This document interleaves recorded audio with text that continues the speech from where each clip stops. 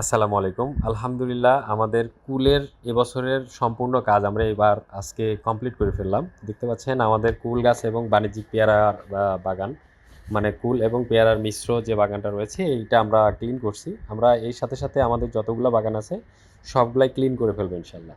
তো দেখতে পাচ্ছেন উপর দিয়ে যে নেটগুলা ছিল, নেটগুলা আমরা ধীরে মাটিতে নামানোর চেষ্টা করতেছি। পরবর্তী বছরে এটা আমরা আবার ব্যবহার করবো ইনশাআল্লাহ। এটা হলো মানে কটের তৈরি, কটের এইগুলা কিনতে পাওয়া যায়, অ্যাভেলেবেল মার্কেটে পেয়ে যাবেন। তো এগুলা একবার কিনলে মোটামুটি ২ বছর ৩ বছর ব্যবহার করা যায়।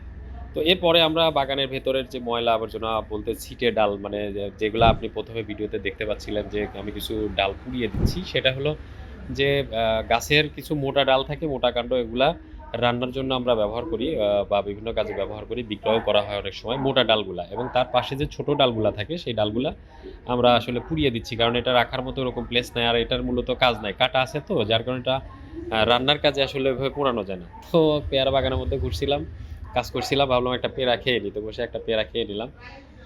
তো আর আস্তে এদিক ওদিক দেখছিলাম যে ওরা কাজ ঠিক মতো করছে কিনা। এখানে একটা টিউবওয়েল উন্মুক্ত করা আছে সবার জন্য, এটা মাঠে আমাদেরই বেশি ব্যবহৃত হয়, তারপরে এই সম্পূর্ণ মাঠের যারা আছে তারা এই টিউবওয়েলটা ব্যবহার করে। আমরা এখানে নিরবিচ্ছিন্নভাবে পানি খাই। তো এখন বড় বাগানটিতে চলে আসলাম।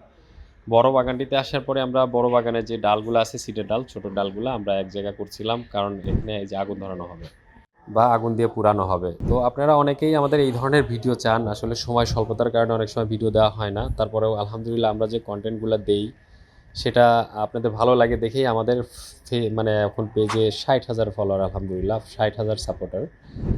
তো এই কর্নারে একটা পুলার গাছ দেখলাম, ভাবলাম যে ওকে একটু অপসারণ মানে সুন্দর করে উপরে তুলে দিই। তারপর ফাইনালি আমরা বিকেলের দিকে আর কি আগুন দিলাম এবং সুন্দর করে এগুলো পুড়িয়ে ইনশাল্লাহ আগামীকাল চাষ দিয়ে এর ভিতরে আমরা নতুন আরও কিছু ফসল করব, আপনারা দেখতে পারবেন এবং সাথে থাকবেন আমাদের। আসসালামু আলাইকুম।